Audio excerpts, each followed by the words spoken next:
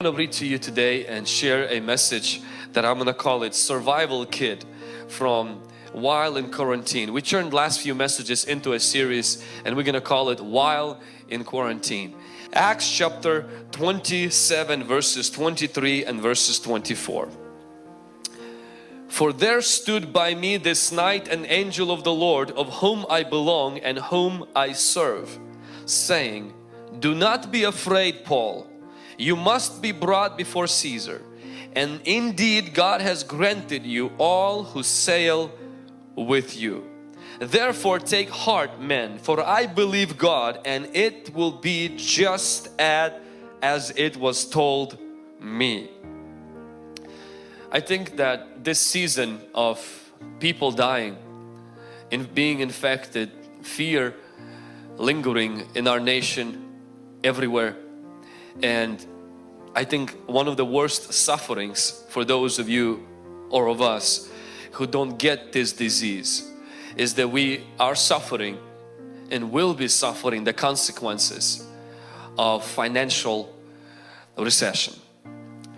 With a lot of jobs that are being closed down, with a lot of businesses laying people off, and with a lot of employees losing their income and being able to tap into their savings if they have any. I think that is a suffering that most of us will come under also, even if we're not infected or we don't come in contact with coronavirus. Every person to some degree is suffering. We have to understand where suffering came from. God didn't plan suffering. God did not intend suffering. Satan used sin to infect the world with suffering. All the suffering can all be linked to sin in the garden. But I find it interesting that God used suffering to bring salvation to humanity. See, devil used sin to get us into suffering, and God used suffering to get us into salvation. If it wouldn't be for suffering on the cross, there will be no healing, there will be no salvation, there will be no peace, there will be no redemption. And so while suffering came because of sin, we must understand there's a redemptive healing power in suffering. In Jesus' suffering, it took His death, it took His pain, it took Him dying on the cross, it took Him experiencing extreme financial poverty where they took His clothes away from Him, where the Bible says He went thirsty because He says, I thirst. He was hungry for at least 24 hours because when He got arrested they didn't feed them. He went through abject poverty, He went through rejection, He went through isolation, He went through betrayal, and He went through abuse. He went through that suffering, and it was that suffering God used to bring redemption, salvation and healing to humanity. So while I hate suffering, while I know that suffering really comes from sin, I also understand that it was suffering God used to bring healing, to bring deliverance and to bring blessing on earth. And Paul says to Timothy in 2 Timothy chapter 2 verse 3, he says, you therefore as a good soldier of Christ endure suffering. The Bible says those who believe in God, they will experience suffering. Now we're not talking about the suffering that we are experiencing right now, because these sufferings God helps us to overcome. The suffering that is mainly talked about in the New Testament is the suffering of persecution. The suffering we experience is not the suffering of persecution. It's the suffering of protection, because we are we're not stuck at home. We're safe at home. And that's why we have to change our perspective. You're not stuck, you're safe. But there is suffering in it as well. Financial problems, maybe health issues, emotional problems that are really not causing us pain because we're in the community, but right now being disconnected from community, it surfaces insecurities, it surfaces rejection and loneliness in a way that many people have never faced it before. You know, my good friend, one of our team members whose dad passed away, you know, it's a really painful suffering because you can't have a funeral. You can't experience the comfort of the community because everybody's hunkered down at homes. And so if you are in that situation today and you are suffering, I want you to take courage. I want you to suffer well. I want you to not waste this suffering, and remember that God used suffering to bring salvation. He may use even this suffering to bring something good out of it. I don't know what that could be. Romans 8:28, it says, for we know that all things work together for good for those who love God and to those who are called according to His purpose. But God is faithful. God is true. And God loves you. And that part of living in the broken world is that we come under sometimes the consequences of sins of others. Part of living in the broken world is that we experience pain. We experience suffering. Suffering of rejection, suffering of loneliness, suffering of fear, suffering of financial calamities, suffering of a rug being pulled from under our feet. And Apostle Paul went through suffering. In this particular story that I read to you, Paul did nothing to deserve it. In fact, he was in chains for the gospel. He was arrested in Jerusalem, and then he went from one trial to another trial. He was moved from one city to another city. There was an attempt upon his life, and Paul literally lived like a fugitive, arrested, a prisoner. And that's painful. No longer had a job, no longer had influence, no longer had family connection, no longer had friends connections that could come and visit him, no longer able to do what he could do, and that was painful. And it was in those moments Paul would write to other churches and he would say, I say to you, rejoice, and again rejoice. And he would say, Paul, your situation is difficult. And his difficult situation just became extremely difficult.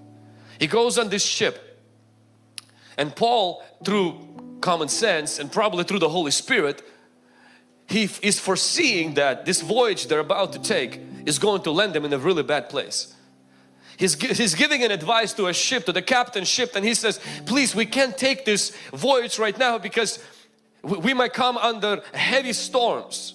But see, when you're a prisoner, your influence is very low to influence somebody in a position of leadership. And the captain ignored the advice of Paul and went ahead in impatience to reach Rome faster. And as Paul predicted, the problem started to happen. And the Bible says for 14 days they did not see the sun. And now this pain that he went through of being a prisoner, and he's about to be tried by Caesar and Roman, things get so complicated where honestly Paul, the Bible says in here, they did this despair of life, meaning they didn't even think they're gonna make it. They didn't think they're gonna make it. People stopped eating for 14 days. People start throwing stuff overboard because honestly, they were facing dead end. They're gonna die. And in the midst of all of this, being a prisoner and dying, being in a ship that lost its ability to move forward because of the storm that was coming upon them. Everything is dark. The angel of the Lord comes to Paul at night and he says this. He says, don't be afraid. I like what Paul said. He said, the angel of God whom I serve and to whom I belong. He said, don't be afraid. If you're taking notes, I want you to write this down.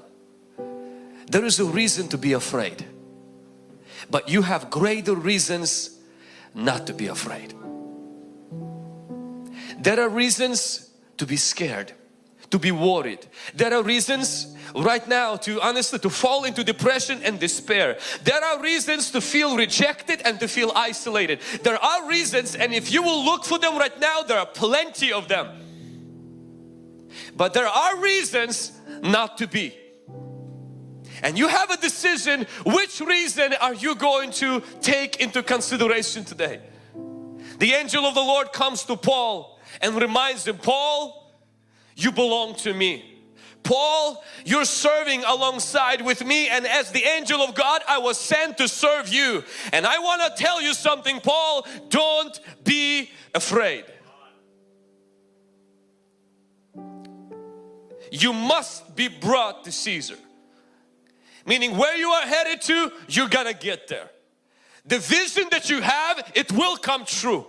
Yes, this ship is not gonna make it to Rome, but Paul, you are gonna make it to Rome. You will see the things you believe for, Paul. You will see your family serving God. You will see healing. You will see breakthrough. You must be in front of Caesar in Rome. Therefore this ship is gonna die. This ship is gonna crash. But Paul, you're gonna still get to your destination. Paul, you must be in Rome. Book of Romans must be written. Paul, there are books need to be written to other places. You must be in Rome. This is not gonna end here, Paul. I'm an angel of the Lord and you belong to me. And I'm reminding you, if I brought you to this, I'll get you through it. You will be there. The only thing is that where you're headed to, you're not gonna get how you intended to. You planned that this ship, this little comfortable thing that you had going, this job, this idea of how you're gonna get there, Paul, unfortunately that is gonna fall away. But I'm gonna remind you, you are still going to be in Rome. Sometimes we're so attached to our ship. Sometimes we're so attached to our ideas of how things need to be turned out and how things will be, that honestly when things are shaken from under us, we feel like our dream, our vision and the promises of God are gone. But remember, God's promise is never connected to your ship. It's connected to God. And therefore even if your ship disappears, God says, listen, you belong to me, and if I gave you a promise, I am with you. And the angel of God does not need the ship to get me to Rome. My God. Even if your idea, your dream begins to fall apart, please understand God's promise for your life will still happen. You must be brought to Caesar. Indeed, God has granted you all those who sail with you. You have a reason to be afraid. You have a reason to feel down, but you have a greater reason not to be. You belong to an angel of the Lord. You belong. There is an angel of God who encamps around those who fear God. This angel is assigned to you right now. Not only the Spirit of God lives in you, not only God is your Father, not only you were called by God to be His son and His daughter, but right now the Bible says is that the angel of the Lord, who does not need a ship to move from point A to point B, and he came to Paul, and I believe he's coming to you, and he says, fear not, I belong to you. You belong to me, and you will get to Rome, but differently. This ship won't make to Rome. That business might not make to Rome. That idea of how your family and how your finances and how your marriage is going to be, that idea might not make it. But please understand, can God offend you on your methods and still get you to your destiny and you're not going to get offended? Can we give God that right to get us to Rome through a different means and not get attached to the things that got us to this place? I have a reason to be afraid, but I have a greater reason not to be afraid, and I choose